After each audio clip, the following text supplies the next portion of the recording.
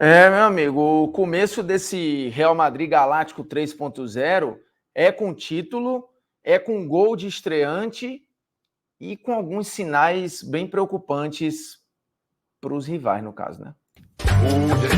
Nunca pensei em ser perfeito, mas vou correr pelo direito. Fala moçada, beleza? O Bruno Formiga na área e nada mais convidando você aquele like maroto. Se quiser se inscrever no canal, tá valendo. Se não quiser, também não tem problema nenhum. Assistindo o conteúdo até o fim. É nóis. Daqui a pouco a gente chega nos 400 mil inscritos, beleza? Então, assim, fica o recado de boa fé, se você tiver caráter. Seguinte, vamos falar deste Real Madrid que fez o seu primeiro jogo oficial na temporada, que é a final da Supercopa da Europa, contra a Atalanta.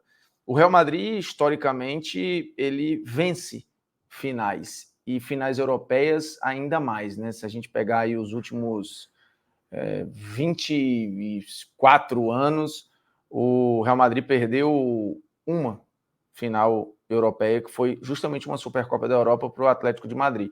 No geral, ele ganha Supercopa, ganha Champions e venceu de novo. Com alguma dificuldade no primeiro tempo, é verdade, mas no final das contas, fazendo 2-0 de uma maneira tranquila, controlada e com o gol do Kylian Mbappé, que fazia o seu primeiro jogo oficial pelo Real Madrid. Ele não só começou jogando, como fez o gol do título, né? O gol do 2-0. O primeiro gol foi do Valverde. E o que a gente tira desse jogo? Analisar o jogo em si é difícil porque é o primeiro jogo vindo de uma pré-temporada em que nem todos estavam presentes, um período de férias em que vários jogadores do Real jogaram a Euro, então eles esticaram muito, outros jogaram a Copa América, muito desgaste. Então, assim, fisicamente, óbvio que o time não está pronto, taticamente tem o ajuste de a chegada do Mbappé contra um adversário bem treinado, né? A Atalanta com o Gasperini desde 2016, campeão da Europa League, quarto lugar no campeonato italiano, vice-campeão da Copa Itália, não era um adversário fácil, mas o Real transformou num jogo assim bem controlado, né? E daqui a pouco a gente vai ver isso nas estatísticas do SofaScore que você baixa apontando para este QR Code aqui, beleza? O link também está na descrição do vídeo, mas se você estiver vendo em tela grande aí, no computador ou numa TV, você aponta para cá, baixa o SofaScore, o aplicativo de placar ao vivo mais rápido do planeta, e você vai acompanhar esse time do Real Madrid lá. Tabela, classificação, estatística, comparativo de jogador, mapa de ação. Inclusive, olhando para este jogo, a gente teve ali uma escalação bem dentro do que se esperava, né? Um time muito próximo do que jogou, por exemplo, a final da Liga dos Campeões, com algumas diferenças suaves, né? Porque você não tinha o Nacho, que jogou como titular, então o Militão jogou no lugar dele. Você não tinha o Camavinga, que foi titular naquela ocasião, e você não tinha o Toni Kroos. Então você tinha 3 nomes no jogo contra a Atalanta que não estiveram na final da Liga dos Campeões. Mbappé, Tchouaméni, que foi reserva, e o Militão, que passou a temporada passada todo com uma lesão muito séria e tal. Mas essa escalação que em determinado momento se desenhava como um 4-2-3-1, em outros momentos como um 4-3-3, sem a bola era um 4-4-2, que aí exigia do Bellingham compor o lado esquerdo, principalmente no primeiro tempo sem bola, e o Rodrigo pelo lado direito. O time se defendia com o Rodrigo caindo aqui e com o Bellingham caindo ali. E com o Bellingham no primeiro tempo mais distante do gol, né? Você viu Vinícius, Mbappé e Rodrigo trocando muito de posição. Em algum momento o Mbappé caía na direita, o Rodrigo caiu lá na esquerda, o Vinícius veio pelo meio. Então eles tinham muita fluidez para trocar de espaço e para eles se procurarem. Mas era um Real um pouco confuso no primeiro tempo, especificamente, assim, né? Um Real Madrid tentando se achar, né? E até a partir dos 10, 12 minutos do primeiro tempo, dando um certo espaço para a Atalanta conseguir construir. Não que tenha criado grandes situações, mas foi querendo jogar. Acho até que a Atalanta no primeiro tempo terminou até melhor que o Real. O Real teve 2 chances ali, né? Uma que o Valverde encontra o Mbappé e o chute dele é bloqueado, mas ele pega na cara dela, só que a defesa bloqueia, e uma achada do Vinícius maravilhosa para o Rodrigo, que chuta de primeira e chuta na trave.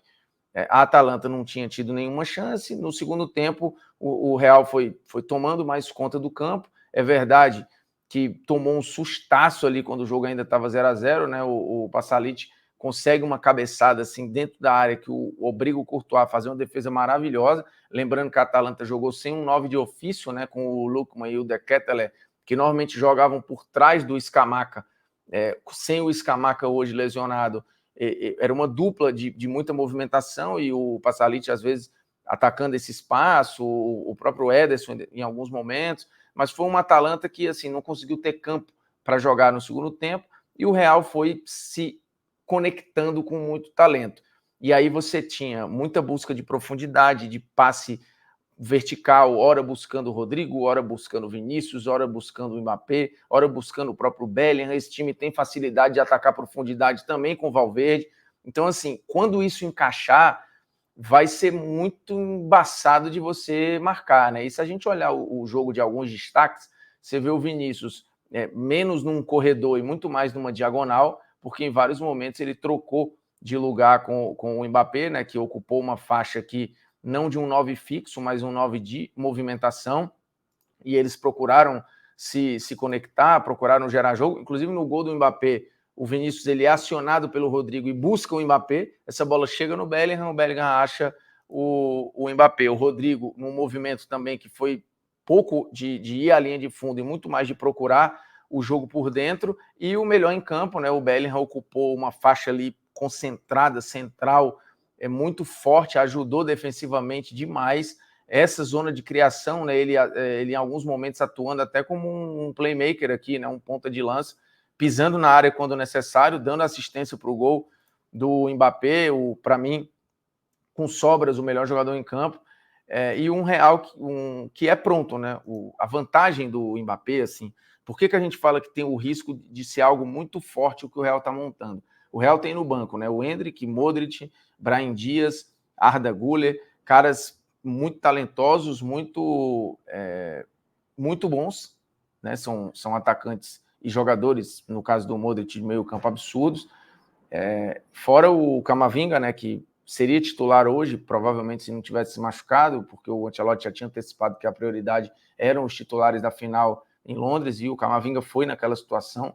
Então você consegue manejar ali Valverde, Tchouaméni, Camavinga, Bellingham, todo mundo ali no meio, Modric, que, enfim, vai ter os minutos controlados, mas é um jogador de uma qualidade absurda. O Kroos tende a fazer muita falta, é verdade, mas o Ancelotti testou ali um carrossel, um rodízio na saída de bola, né? Eu contei pelo menos 7 jogadores que foram lá funcionar como o 5 na saída de bola, né? Para receber o passe ou do goleiro ou dos zagueiros. O Rodrigo foi, o Mbappé foi, o Vini foi, o Bellingham foi, o Tchouaméni foi, o Carvajal foi e o Valverde foi. 7 jogadores foram ali. E quando eram esses jogadores de ataque, como a Atalanta tem uma marcação individual, e o Gasperini gosta disso, ele tentava puxar um desses marcadores que acompanhava e ia caçar ou o Rodrigo, ou o Mbappé, ou o Vini, e desconectava a linha, né? E ficava um zagueiro a menos. E aí, em todas essas vezes, o Real tentou um lançamento direto, uma bola vertical para tentar abrir o campo e pegar em velocidade. O Real já tinha uma das transições mais mortais do planeta. Com a chegada do Mbappé e do Endrick, que vamos ver como é que vai ser a minutagem do Endrick na temporada, a tendência é um Real ainda mais mortal nessas transições, né? Um Real que talvez trabalhe menos a posse no meio, principalmente com a ausência do Kroos, vai ser um time menos paciente ali no setor, mas vai ser um time muito, muito vertical. E que parece ter um clima muito legal, né? A comemoração do gol do Mbappé, primeiro que assim, 2 tentativas de buscar o gol do Mbappé, um passe do Vini e um passe do Bellingham, tipo assim, putz, faz o teu, né, que você tá chegando agora, e depois o Vinícius indo comemorar com o gesto simbólico do Mbappé ali, né, que é pular e enlaçar os braços. Então me parece que o ego, por enquanto, não é um problema, não é um risco, não parece uma questão, porque, de novo, o time está pronto, chega o Mbappé num time pronto, um time que olhando para o campo e bola, assim, para o que já jogava, ele não precisava do Mbappé. O Mbappé talvez precisasse mais até do Real do que o Real precisasse do Mbappé. Então, o encaixe pode ser fácil e mortal para os adversários, porque o ambiente parece muito legal, tem um técnico que entende muito de hierarquia, de comando de gente, e um grupo muito acolhedor, né? Assim, eu já falei isso na temporada passada, parece um Real muito legal, né? Muito simpático, e que dá liga, né? Internamente. E se isso realmente acontecer, é um time para 3, 4, 5 anos aí, né? Até pela média de idade. Você tem o Carvajal puxando um pouco para cima, o Modric ali puxando um pouco para cima, o Rudiger um pouco, a Alaba, mas no geral, um time ali que tem em altíssimo nível 4, 5 anos tranquilamente. Não sei quanto tempo o Ancelotti vai aguentar, e eu também não estou querendo projetar a temporada inteira por um jogo, mas tem pontos muito legais e que se esses pontos se interligarem, vai ser embaçado para todo mundo, viu? A galera vai ter que se coçar para correr atrás. Não vai ter jeito.